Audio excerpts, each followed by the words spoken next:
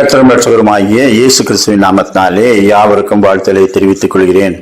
William Cooper என்ற ஒரு கவிஞர் தேவாலயத்திலே கூடி வருதலை பற்றி இப்படி சொல்லுகின்றார். கர்த்தாவே, நாங்கள் உம்மை எங்கே தேடுவோம்? நீர் வாசம் பண்ணுகிற உம்முடைய ஆலயத்தில் அல்லவா?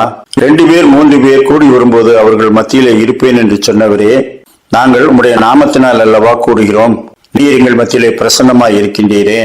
இந்த ஆலயம் உமது நாமத்தினாலே ஏற்படுத்தப்பட்டது. இங்கே உம்முடைய வாசஸ்தலம் இருக்கிறது.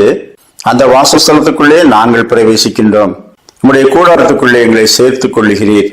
நீர் எங்கள் மத்தியிலே வந்திருக்கிறீர் என்பதை உணரும் போது மேட்டுமையான கண்கள் எல்லாம் தாழ்த்தப்படும், பெருமையானவைகளை பேசும் வாய்கள் அடைக்கப்படும்.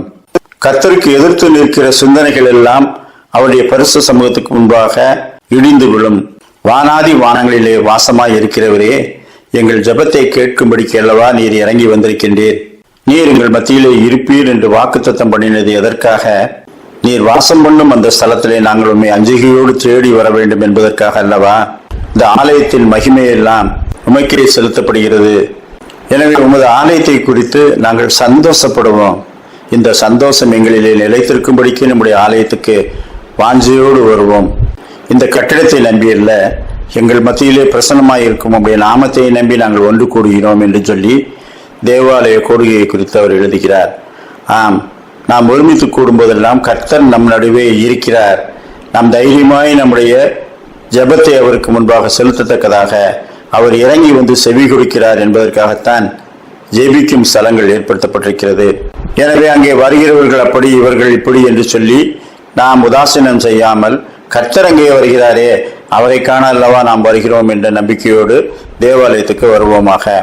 மத்தேயு 18:19 அல்லாமலும் உங்களில் 2 பேர் தாங்கள் வேண்டிக் கொள்ளப் போகிற எந்த காரியத்தை குறித்தாகிலும் பூமியிலே ஒருமனப்பட்டிருந்தால் பரலோகத்தில் இருக்கிற என் பிதாவினால் அது அவர்களுக்கு உண்டாகும் என்று உங்களுக்கு சொல்லுகிறேன்.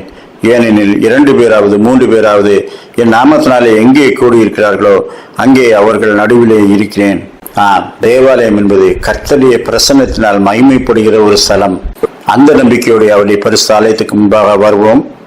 அவருடைய பிரசன்னத்துக்கு முன்பாக தாழ்மைப்படுவோம். கர்த்தர் தாமே அப்படிப்பட்ட நல்ல சிந்தனைகளோடு தேவாலயத்துக்கு வர நமக்கு நல்ல கிருபைகளை தந்தருள்வாராக. ஆமேன்.